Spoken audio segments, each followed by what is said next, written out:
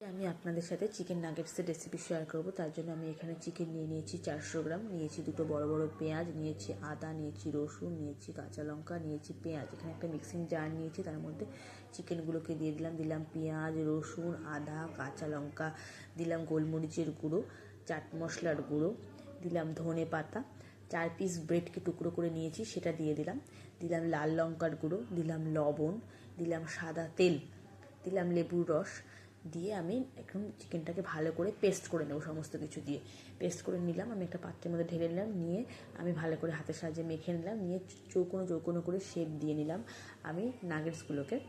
আপনারা আপনাদের খুশি মতো দেবেন, তাতে কোনো সমস্যা নেই। আমি এখানে ব্রেড ক্রাম্পটার মধ্যে একটুখানি গোলমরিচ গুঁড়ো আর একটু লবণ দিয়ে ভালো করে মিশিয়ে নিচ্ছি হাতের সাহায্যে।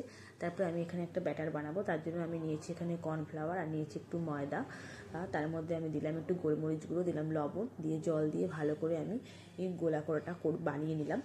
তারপরে আমি এখানে চিকেন নাগেটসগুলো নিয়েছি ব্রেড ক্রাম্প। এখন একে একে আমি সেগুলোকে কোট করে নেব। প্রথমে গোলার মধ্যে ডোবাবো, তারপরে আমি ব্রেড ক্রাম্পের মধ্যে কোট করব। আমি এখানে সিঙ্গেল কোটিং করেছি, আপনারা যদি চান তাহলে ডবল কোটিংও করতে পারেন, তাতে কোনো সমস্যা নেই। আপনারা আবার এই পর্যায়ে ফ্রিজের মধ্যে এয়ারটাইট কন্টেনারে আপনারা 7-10 দিনের জন্য এটাকে স্টোর করেও রাখতে পারেন, তাতেও কোনো সমস্যা নেই। এইভাবে আমি একে একে সমস্ত চিকেন নাগেটসগুলোকে বানিয়ে নিলাম। এবার তেল গরম হয়ে গেল, আমি এটাকে ভেজে নেব। এবার একে একে সবগুলোকে তেলের মধ্যে দিয়ে দিলাম, তারপরে লো মিডিয়াম হিটে আমি এটাকে ভালো করে লাল লাল করে ভেজে নিলাম।